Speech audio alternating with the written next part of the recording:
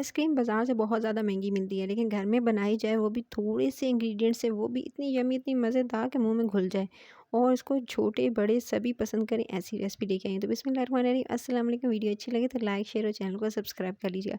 सबसे पहले तो मैंने दूध चढ़ा दिया था, इसको मैंने उबलते हुए तकरीबन 5 से 6 मिनट गुजर चुके हैं।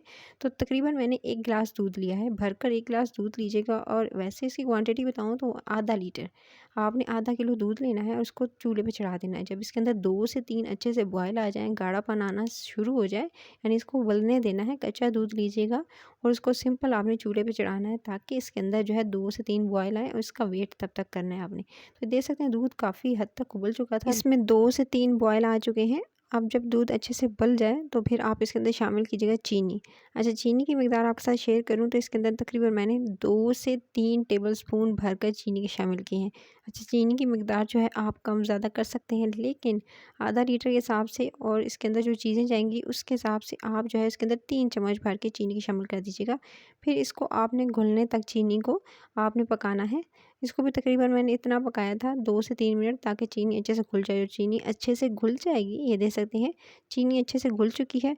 और उसके बाद आप काफ़ी हद तक दूध का गाढ़ापन हो चुका है और दूध जो है काफ़ी, इसकी क्वांटिटी भी जो इसकी मिकदार है वो कम हो चुकी है। दूध उबलते उबलते थोड़ा सा इसकी मिकदार जब कम होने लगे, तभी आप इसके अंदर शामिल कीजिएगा, आपने लेना है रस। आप जो है वो सिंपल जो रस होते हैं वो ले लीजिएगा, उसका चूरा, एक रस का चूरा आपने इसके अंदर शामिल करना है और फिर धीमी आंच पे इसको पकने देना है। इसको आप जो है रस कोई सा भी ले सकते हैं, आप जो है वो इस मीठा रस लीजिएगा और उसको चूरा करके सिंपल आपने जो है वो इसको चूरा करके एक रस जो है वो इसके अंदर शामिल कर देना है और धीमी आंच पे कुक होने देना है। अच्छा, इसको जो है वो आपने तकरीबन पकाना है जब तक इसके अंदर गाढ़ापन नहीं आ जाता। उसके बाद जी पकते हुए इसको भी 3 से 4 मिनट गुजर चुके थे। अब आपने इसके अंदर हरी इलायचियाँ साबित, यानी बगैर बीज निकाले, आपने इसके अंदर शामिल कर देनी है और फिर इसको पकने देना है। अच्छा, साबित इसलिए शामिल किए हैं कि आप, अगर कुछ लोगों को नहीं पसंद होते इलायची के दाने या पिसी हुई इलायची का फ्लेवर, तो वैसे बहुत ज़्यादा अच्छा आता है, तो आप इसको निकाल सकते हैं आखिर में जब बिल्कुल अच्छे से पक जाएगा। इसको उबलते हुए देख सकते हैं गाढ़ापन इसके अंदर आ चुका है। मैंने मज़ीद 3 से 4 मिनट कुक किया। जब अच्छे से गाढ़ापन, ये देख सकते हैं इस तरह से आने लगे और अच्छे से पकते हुए बॉयल आए आए थे, तकरीबन 4 से 5 बॉयल आ जाएँ और अच्छे से पक जाए, तो तभी आप इसे जो है इसके बाद चूल्हे से उतार लीजिएगा और ठंडा कर लीजिएगा। रूम टेम्परेचर पे ठंडा करके 10 मिनट फ्रिज में रखना है, ताकि और मज़ीद ठंडा हो जाए। जब तक आपने एक मिक्सिंग बाउल के अंदर आधा जो है वो टेट्रा पैक वाली पैकेट की क्रीम लेनी है, वो यूज़ करनी है। अगर टेट्रा पैक की ना हो तो घर की मलाई भी यूज़ कर सकते हैं। तो मैंने तो टेट्रा पैक वाली डब्बे की क्रीम यूज़ की है। जो क्रीम है इसको बहुत अच्छे से फेंटेंगे, तकरीबन आपने 2 से 3 मिनट विस्कर की मदद से, हैंड विस्कर का इस्तेमाल कर लें या बीटर का इस्तेमाल कर लें, 2 से 3 मिनट अच्छे से फेंट लेना है। फिर आपने इसके अंदर 2 से 3 ड्रॉप वनीला एसेंस के शामिल करने हैं। इससे अच्छा फ्लेवर बहुत ज़्यादा आएगा आइसक्रीम का, क्योंकि हम वनीला आइसक्रीम बनाने जा रहे हैं। तो इसके लिए आपने 2 से 3 जो है वो इसके अंदर कतरे डाल देने हैं वनीला एसेंस के। उसके बाद आपने इसके अंदर जो ठंडा किया हुआ मिक्सचर जो था आइसक्रीम का, जो आपने रेडी किया था दूध और रस का, वो आपने इसके अंदर शामिल कर देना है। अब क्रीम के साथ बहुत अच्छे से इसको फेंटना है।